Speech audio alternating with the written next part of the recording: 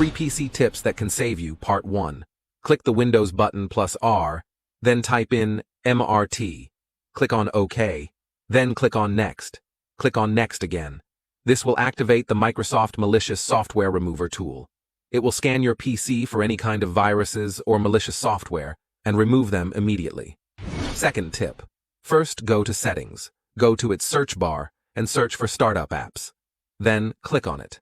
After that, look for apps that you don't need during startup and turn them off.